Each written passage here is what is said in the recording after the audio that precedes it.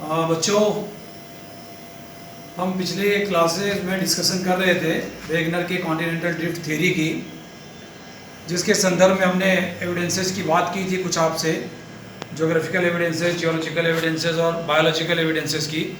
कुछ और एविडेंसेस हैं जिनका आज हम डिस्कशन आपसे करेंगे।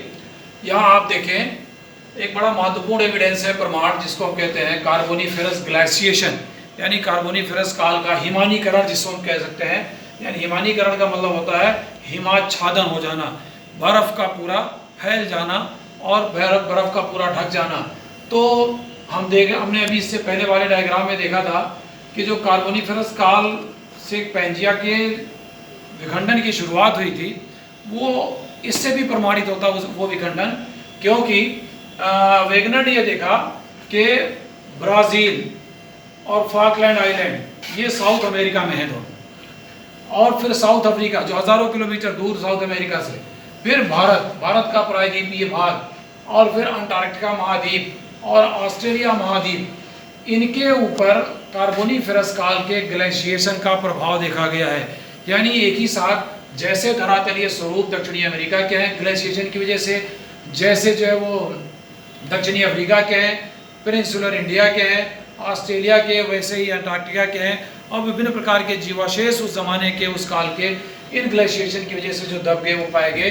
तो ग्लेशिएशन की वजह से, हिमानीकरण की वजह से तमाम तरह के भू-आकृतिक और जीवाशेषीय प्रमाण जो है वो एक जैसे हैं, इतने दूर स्थित, हजारों किलोमीटर दूर स्थित महाद्वीपों के। तो इससे भी ये प्रमाणित होता है कि इतनी दूर दूर जाके अलग अलग तो ग्लेशिएशन हुआ नहीं होगा, बल्कि हुआ क्या होगा कि ये सारे के सारे एक साथ मिले रहे होंगे, उस समय ग्लेशिएशन हुआ होगा, बाद में हजारों किलोमीटर दूर चले गए हैं। जो प्रमाणित होता है कि इतनी दूर ही स्थित होने के साथ साथ तो एक साथ ग्लेशिएशन संभव नहीं है। ये तभी संभव है जब ये एक साथ जुड़े रहे होंगे। तो ये भी पैंजिया की यूनिफिकेशन को प्रमाणित करता है और बाद में इसके विखंडन को प्रमाणित करता है, ये कार्बोनिफेरस काल का हिमानीकरण भी। एक बड़ा महत्वपूर्ण प्रमाण है जो प्लेट टेक्टोनिक्स के द्वारा पूर्णतया सिद्ध हो चुका है, वो प्रमाण है, यहाँ लिखा हुआ पोलर वॉन्डरिंग, यानी ध्रुव का भ्रमण होना, ध्रुव का स्थानांतरण होना। तो प्लेट टेक्टोनिक्स में भी ये बात की गई थी कि पृथ्वी की विभिन्न प्लेटें निरंतर गतिशील हैं, वो गति करती रहती हैं। तो उसी बात को, हालांकि उससे पहले का सिद्धांत है वेगनर का, तो प्लेट टेक्टोनिक्स से जब इसका प्रमाणीकरण हुआ पोल्स के चेंजेस का, तो इसने भी इस चीज को प्रमाणित किया और ये कहा गया कि विभिन्न कालों में ध्रुवों का, जो पृथ्वी का ध्रुव है, उनकी स्थिति में परिवर्तन होता गया। और कहा गया कि ये देखिए आप, लिखा हुआ south pole was located near Durban in Natal, यानी साउथ अफ्रीका में जो नटाल राज्य है, वो डरबन जहाँ नटाल है, यह उस समय था कार्बोनिफेरस काल के बाद ये दक्षिण पोल। वर्तमान में आज हमारा अलग पोल है। ऐसे कहा गया कि इक्वेटर की भी स्थिति बदलती रही, तो पोलों की स्थिति का परिवर्तन होना इस बात को प्रमाणित करता है कि पृथ्वी के विभिन्न भूखंडों ने, यानी महाद्वीपों ने अपना स्थान परिवर्तित किया है, स्वयं पृथ्वी ने भी अपना स्थान परिवर्तित किया है। इसीलिए समय समय पर इन ध्रुवों का भी स्थानांतरण हुआ है, और ये ध्रुवों का स्थानांतरण होना महाद्वीपीय विखंडन को, महाद्वीपीय विस्थापन को प्रमाणित करता है। इस प्रकार से हमने देखा कि ये बड़े महत्वपूर्ण प्रमाण थे जिनके द्वारा वेगनर ने अपने सिद्धांत को विश्व पटल पर सिद्ध करने का प्रयास किया।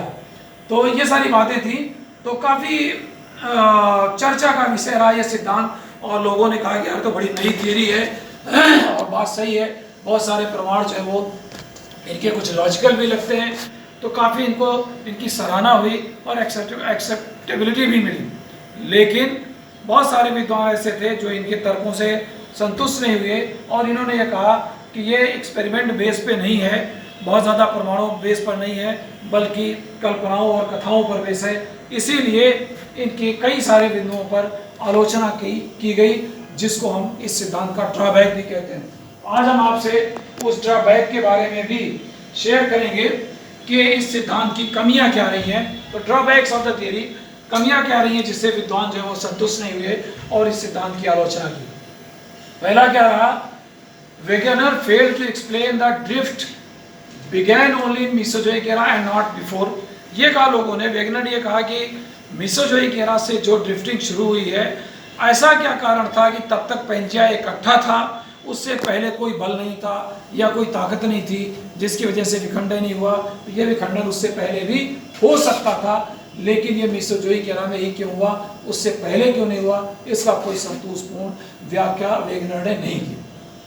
दूसरी बात ये कही, forces like gravity, buoyancy and tidal are too weak to be able to move continents. विद्वानों ने यह कहा कि जो उनका एक्सपेरिमेंट हुआ बाद में, जिन बलों को इन्होंने आधार माना था विखंडन के लिए और ड्रिफ्टिंग के लिए, गुरुत्वाकर्षण वाला बल, प्लवनशीलता का बल और ज्वारीय बल, तो विद्वानों ने कहा कि ये बल इतने कमजोर होते हैं कि इतने बड़े बड़े महाद्वीपों को वो टस से मस नहीं कर सकते और इतनी दूर तक वो विस्थापित नहीं कर सकते। और ये भी कहा कि जिस टाइडल फोर्स की बात इन्होंने की है, वर्तमान में जो ज्वारीय बल उत्पन्न होता है, अगर वो ज्वारीय बल जो उसकी शक्ति है उसके कम से कम 10,000 करोड़ गुना ताकत हो, तब जो है वो पृथ्वी कहीं महाद्वीप जो है वो उनमें गति उत्पन्न हो सकती है। वर्तमान जो स्थिति है इस बल की, टाइडल फोर्स की, उससे पृथ्वी हिल नहीं सकती, ना ही कोई भूखंड इससे विस्थापित हो सकता है। और अगर कभी अतीत में ऐसा हुआ हो कि इतना बल उत्पन्न हुआ हो, तो उस बल से क्या होगा, पृथ्वी की गति रुक सकती है, पृथ्वी गति नहीं कर सकती है। और पृथ्वी के रुकने का पृथ्वी के इतिहास में कोई प्रमाण नहीं है, इसलिए कहा गया ये सारे बल इतने प्रभावी नहीं हो सकते कि इतने बड़े बड़े महाद्वीपों के को विस्थापित कर सकें या अपने स्थान से उसको प्रवाहित कर सकें। तीसरा, जो स्वयं वेगनर ने कंट्राडिक्टरी स्टेटमेंट दिया, इसमें कहा Wegener's contrasting view regarding free floating of the sial sima. एक तरफ तो वेगनर ने ये कहा था शुरू में कि सियाल जो है वो सीमा पर फ्लोट कर रहा, यानी महाद्वीप जो है वो, जो सियालिक महाद्वीप हैं वो सीमा पर फ्लोट करते हुए विस्थापित हो रहे हैं। ये बड़ी सिंपल सी बात उन्होंने कही थी, लेकिन जब उनको प्रमाणित करने की बात आई, खासतौर से पर्वतों के निर्माण को सिद्ध करने की बात आई, तो वहीं उन्होंने बिल्कुल इसके अपोजिट बात ये की कि formation of mountains along the frontal edge of the floating continent due to friction of sima. दूसरी तरफ उन्होंने ये कह दिया कि जो तमाम सारे पर्वतों का निर्माण हुआ, खासतौर से रॉकीज का और एंडीज का, वो अमेरिका के पश्चिम की तरफ प्रवाहित होने की वजह से हुआ है। और उस प्रवाह में क्या हुआ, सीमा का घर्षण लगा है, अवरोध लगा है, जिसकी वजह से इन पर्वतों का निर्माण हुआ। तो शुरुआत में तो इन्होंने ये कहा कि ये तो तैर रहे फ्री हो गए, किसी तरह का कोई फ्रिक्शन नहीं है।